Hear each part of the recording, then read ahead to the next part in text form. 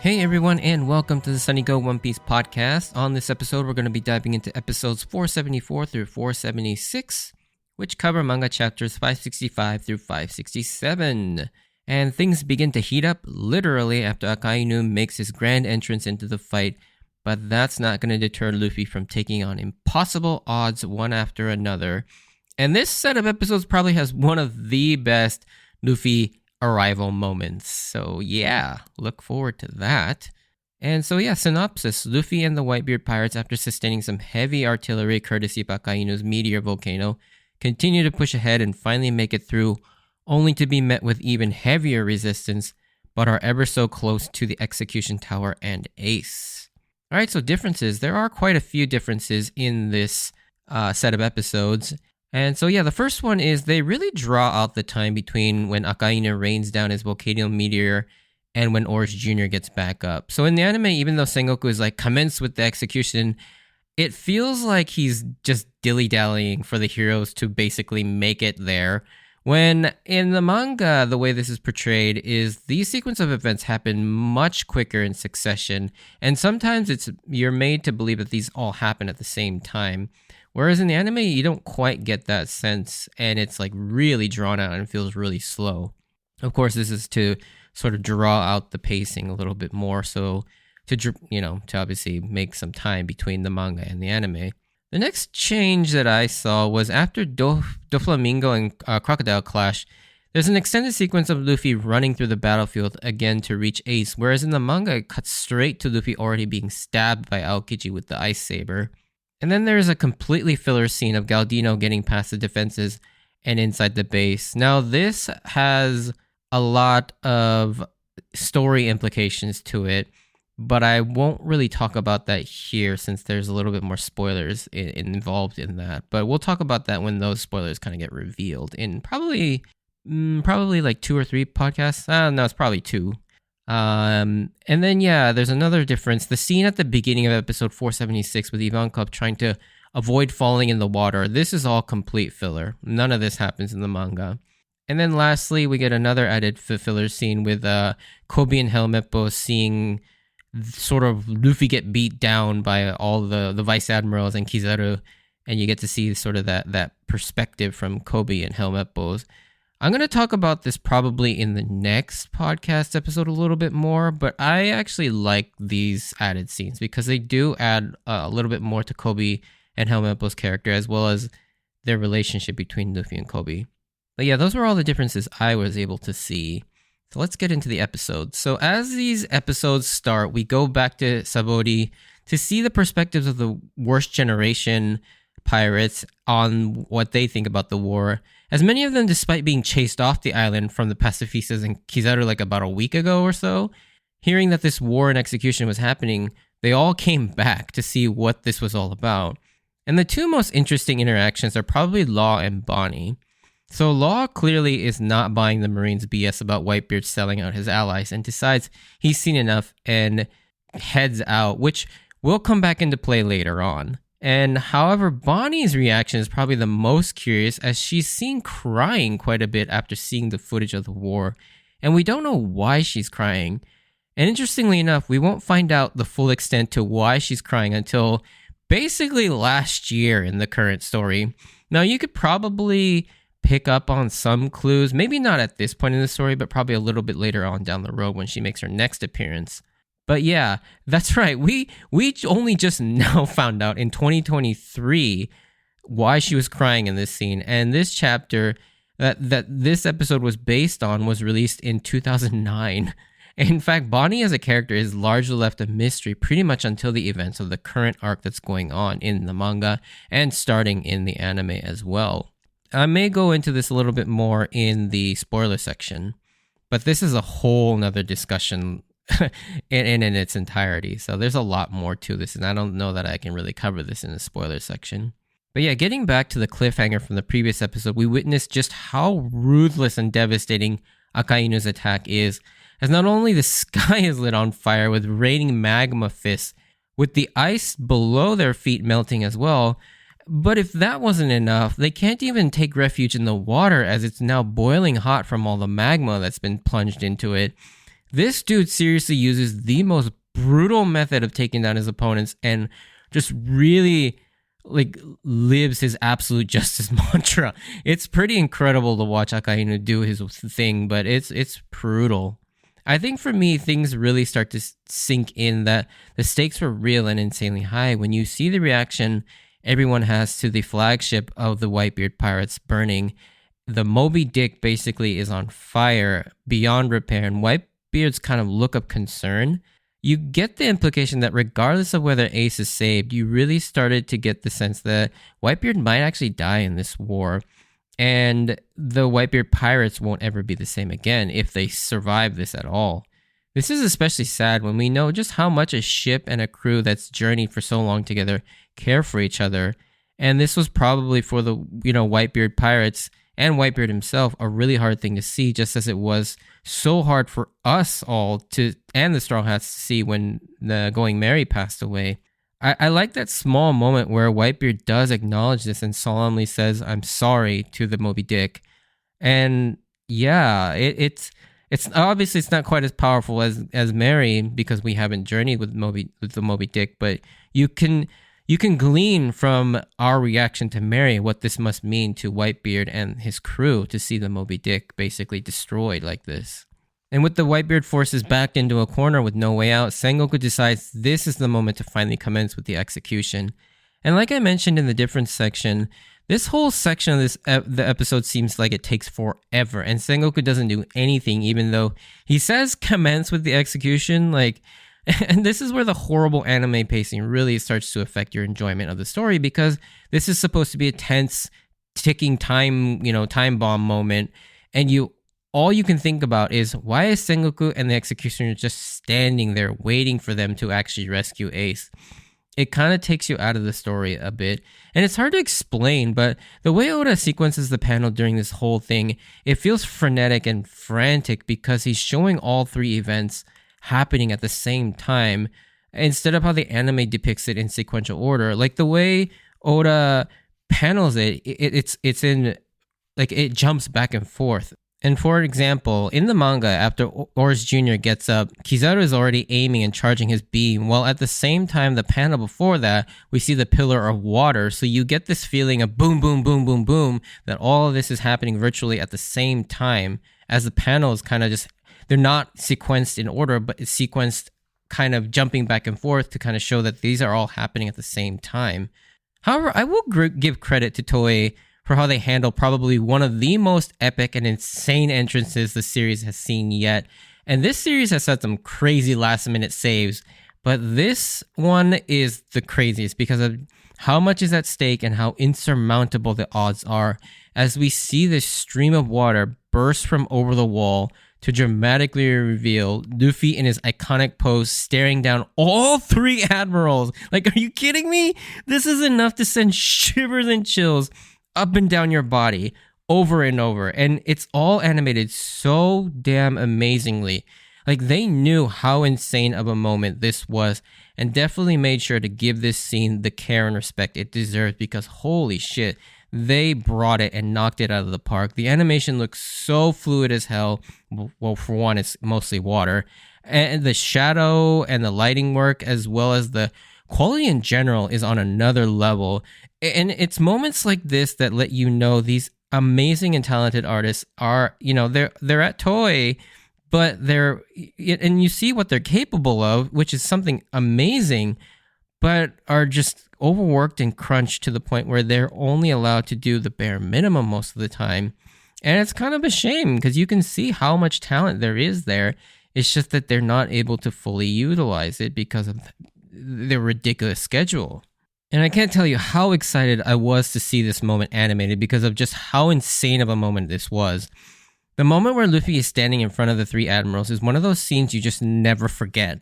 The way it's presented to is like perfection, because not only are the admirals just naturally huge and taller than Luffy by a mile, but Luffy crouched in his gear second pose, as well as Oda puts the camera perspective near the ground looking up even further. It makes them look even taller to the, it's like they're almost like mountains. It's so good. And of course, Luffy is still no match for them at all, but he knows that. And again, Luffy shows that he's able to strategize a bit because he knew that by bringing that broken mast, that Aokiji would be the first to attempt to freeze it, which he then uses that to perform a new attack, or more so a combo attack of Gomu Gomu no Stab Gatling. And he creates sort of this smokescreen distraction while he tries to speed past them. But unfortunately, there's just no getting past a man capable of moving at the speed of light, which is Kizaru, as he just punts Luffy's face. And now, as Sengoku orders Ace to be executed, we get this dramatic moment where Luffy is unable to reach Ace. And the end seems to be inevitable, but of course, we know that this isn't going to be it. And someone else is going to come in for the save, or at least to buy time. But what I don't think any of us expected was who and where that help would come from. I certainly did not have this on my bingo card because in an insane oh shit moment, we see two spikes of sand come out of nowhere to cut up the two executioners saving Ace. And I mean, this was nuts. Crocodile was helping save Ace. Like, there's so many reasons why this shouldn't be happening, and Sengoku even says as much, that his hatred for Whitebeard should have been enough to sway his actions against Ace. On top of the fact that Ace is, Luffy's brother, the one that destroyed his Utopia plan. Even after all that, he still hates the Marines and the world government that much more, and that he can't stand them to see them get their way, which says a lot about the world government and the Marines. That's how you know how much the Marines are hated by many pirates, that they would help their sworn nemesis just to prevent them from getting their way. And then it just gets nuts from there as Crocodile's head goes flying as a result of now Doflamingo. Now we've got two big shot Shibukai going at it, and this feels different from the Moria versus Jinbei, as these two just have actual villain boss vibes among them, whereas Moria and Jinbei, Jinbei is already a good guy essentially, and Moria is probably the weakest of the Shibukai, but these two are completely different, like two major evil characters going at it, which is always an interesting prospect. Now, these are my two favorite villains, and them going at it is probably one of the craziest matchups yet. And I can't tell you how much my sort of love for Crocodile is my favorite villain slash kind of, antagonist and anti-hero character. Like, this shot him up even further. I was already a huge fan of his ever since his first appearance, but here I can kind of legit root for him, and it was so much fun to see this. Like, I think Crocodile is kind of the popularity MVP of Marineford. Obviously, he's not the most important character, but yeah, he's so much fun to watch as he just shows up everywhere in Marineford. And we do see that Marco was already ready to step in to save Ace as well, had Crocodile not stepped in first. So there was definitely a few backups. Luffy is then pursued by Aokiji once again, this time being stabbed. And what's crazy to me seeing this even now is that Luffy has two insane powers rushing to help him, with both Hancock and Marco rushing in. And reflecting back on moments like this is pretty crazy, because you know how much stronger these two are in comparison to Luffy or any of our hero, like the Straw Hat heroes. Luffy is literally out of his depth, on top of being extremely exhausted, hurt, and weak. Not only being propped up by Ivankov's tension hormone or adrenaline shots, yet he's got all these big shots making sure that he gets to Ace, all because, again, as we've talked about, Luffy's sheer will to act moves people to want to act as well, seeing how determined Luffy is. The insanity is not over yet, as the tide of the war is about to shift yet again, as Whitebeard has an ace up his sleeve with a fourth hidden coated galleon ship that he had waiting in the water. Not only that, but it's a paddle ship that just rams through the opening that Oars Jr. had opened, with Oars Jr. carrying it the last way up onto land. And seriously, this arc is crazy and pure insanity. And the way Oda escalates and progresses the fight is so freaking exciting, as each side keeps one-upping each other. And this isn't even close to being the best part or climax, as now Whitebeard has reached the main Marine forces and the big guys as he joins the main fray, and his first action is to completely obliterate an entire battalion of Marine soldiers, apart from anyone higher than a vice admiral. Like, Now with Whitebeard and his commanders on the doorstep of the execution platform, episode 475 ends with another chilling and massive tease with Sengoku rolling up his sleeves and implying to Garp that they're going to have to get involved in the fighting at some point. Which, oh my god, the prospect of seeing Garp, who is Luffy's grandfather and a known hero of the Marines, who was able to go toe-to-toe with Roger, has to be on another level of strength, while Sengoku is the fleet admiral, the top of the Marines, even above those insane admirals, has got to be hiding some incredible power as well. And I remember we were all collectively on pins and needles trying to figure out what Sengoku's powers would be. It's never hinted at this point that Sengoku has a devil fruit, but given the trend, he's got to have one, given he didn't have, even if he didn't have a color associated with him like the admirals, it was difficult to really pin down other than just blind speculation. And honestly, I don't think any of us would have ever guessed his devil fruit once you see what it is. I know I'm not really offering any sort of actual commentary or analysis on this part. That's pretty much just because the Marineford War is mainly a celebration and showcase of the crazy, well-built world that Oda has created. And it serves as the culmination of essentially the first part of One Piece. Like, of course, yes, there's still much character growth and themes to explore, but it's mainly spectacle, and Oda does not hold back as we get one insane spectacle after another, while it grips you with sort of the ebbing and flowing of suspense and intrigue throughout each side as they gain advantage, lose the advantage, or takes a loss or a victory. It's kind of, it's a very crazy sequence of events, but I know I'm just kind of like retelling. It's more like retelling the story. I'm not really adding anything, so I am sorry about that, but I just love talking about this. Yeah, and starting off episode 476 with a banger, we get to see what a Yonko pirate, Whitebeard, facing off against an admiral in Aokiji is like, and it does not disappoint. I think the main takeaway from this brief skirmish between the two, apart from how epic it is the level at which they're fighting at. And I don't mean just strength and power, but how the two combatants, at the height of their abilities and full understanding of Haki, interact with each other. Like, once it was discovered that people who are able to weaponize Haki can now not only defend against Logia users, but actually hit them. And I think like many others assumed that Logia users were now going to be at a slight disadvantage against people who use Haki, kind of like what we saw with Hancock and Smoker. But Whitebeard and Aokiji are on a whole other level, as just because they can be hit does not mean that they will be hit. Like, Aokiji masterfully uses his Logia's intangibility to manipulate his body around the attacks. So instead of it passing through his body, he's making the attack go around it by forming holes in his body intentionally. And of course, this takes a tremendous amount of control and concentration, as well as, an immense amount of reaction speed to accomplish something like this. But that was probably the most interesting thing about this fight, is seeing like two masters go at it in ways that we have yet to see. As the attention shifts back to Luffy, he's clearly on his last legs from the adrenaline shot, as he has to contend with Vice Admiral Momonga and Dalmatian, as well as taking another huge shot from Kizaru. Luffy again is pushing himself well beyond his physical limits, as he can't use Gear Second anymore. And I mean, he's already been conservative on how he's been using it thus far, all throughout the war, since he's basically running on fumes since Impel Down. And actually, to be more precise, he's run out of fumes, and he's actively been eating into his own lifespan on 3 different fronts, from the Horohoro poison recovery, from the Horohoro tension hormone or adrenaline shot, and the continued use of Gear Second. And when you stop to think about it, it's a miracle Luffy is even able to stand at this point.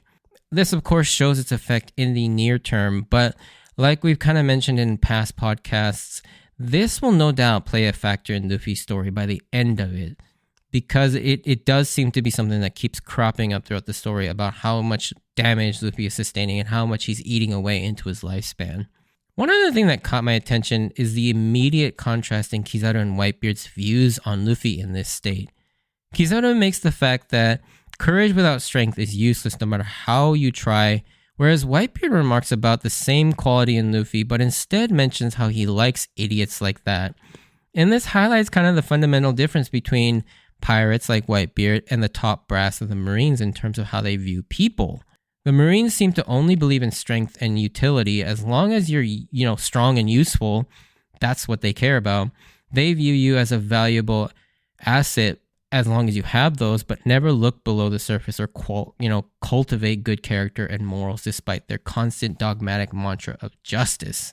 And that's why you get so many corrupt Marines and sometimes just downright evil people as well in their ranks. And the creation of the twisted Shichibukai system where they allow pirates to basically do as they wish, like overthrowing a country or abducting people and experimenting on them, as long as they're powerful and will serve a purpose for the world government and the Marines. Whereas pirates like Whitebeard and Luffy can see the potential in people, not just for their growth, but also the qualities aside from raw strength. They can, all the other things that they can bring to the table. Whitebeard looks at this pitiful Luffy and doesn't see trash, as Kizaru says. He sees a future potential. And the idea of inherited will of the older generation is meant to guide the next generation, which is kind of antithetical to what the Marines and the world government strive for, which is to stay at the top perpetually and hang on to power for as long as inhumanly possible. Now, the sad thing about this is, imagine how much stronger the Marines can be as an organization if they actually cultivated a more fair and growth-centered mindset. We've already seen how they can turn seeming, quote, trash nobodies into great Marines, like Garp has with Kobe, or develop people who were on the wrong path to a more just one, like Captain Hina has done with Django and Full Body, or similarly Garp has done with Helmeppo. These last three guys all were on the path to evil or at least corruption, and they were, all three have been sort of redirected to being good because they have a good mentor in both Hina and Garp. Hina, I still think she is a little bit more towards the centrist side. She isn't fully good, I don't think, like Smoker, but she's not crossed over into corrupt. Now, the last portion of this episode is dedicated to some more insane spectacle as we get to see Whitebeard and Akainu clash for the first time, as well as see the commanders and Shichibukai going wild. And then, in addition, Sentomaru and the Pacifistas also blasting the hell out of everything. Marco makes a push for Ace with his Phoenix powers, but despite how much it pains him, Garp steps out and lays the smackdown on Marco. And yeah, now you get the sense that, definitely Garp will live up to his hero moniker and the insane reputation he has, as he just lays down the first commander of the Whitebeard pirates like it was nothing. And yeah, things are starting to look bad for Luffy and the pirates as they face some insane resistance from the Marine Admirals. And this is even before Garp and Sengoku have done anything. But will Garp really oppose Luffy and let Ace die? But I guess we'll have to wait to see. We'll bring this podcast episode to a close. And if you did enjoy this, send me a like or comment. And if you want to join me on this journey of rewatching One Piece, please consider subscribing. And check out my Instagram and Twitter account at Sunnygo Podcast for updates when I post new episodes or see some pictures of my manga collection. And as always, I wanted to thank you for taking the time out to listen to my podcast. And we'll have a spoiler section, talk about a couple of things. But if you're not interested in that, stay safe out there. And I hope to see you on the next episode. Bye.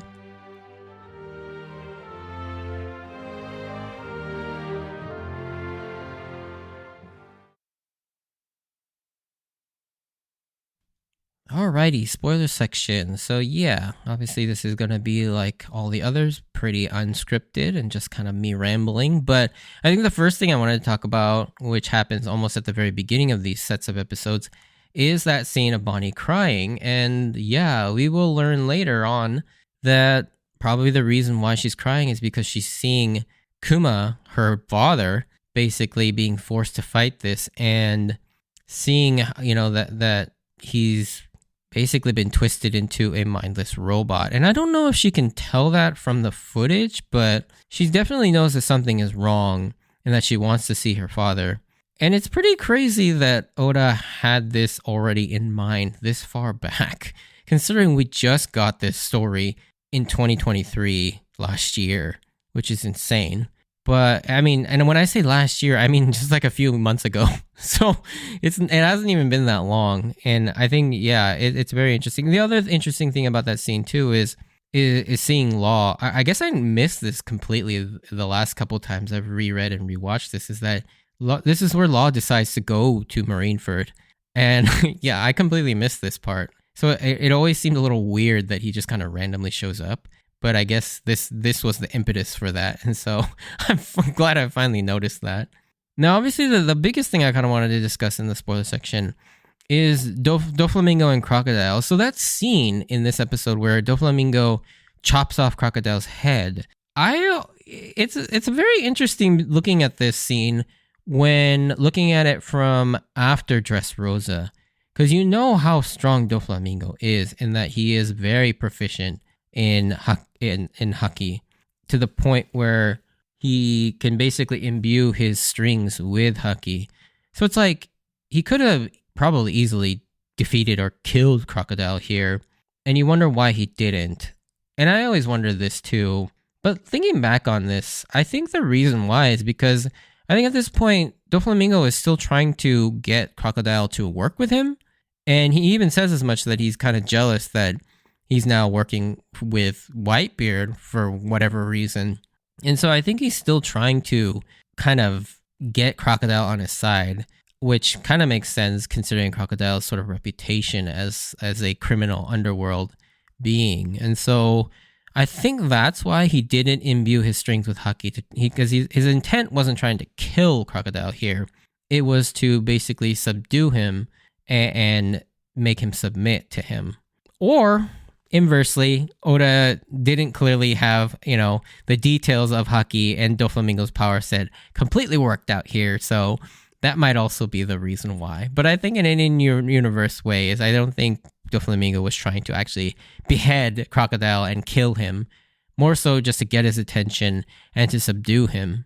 And then the last thing I kind of wanted to mention, and this is really not actual like analysis or anything, but it is funny, considering how strong we know Garp is now, that he goes remarkably easily on Marco when he tries to save Ace. Like, he just kind of punches him into the ground.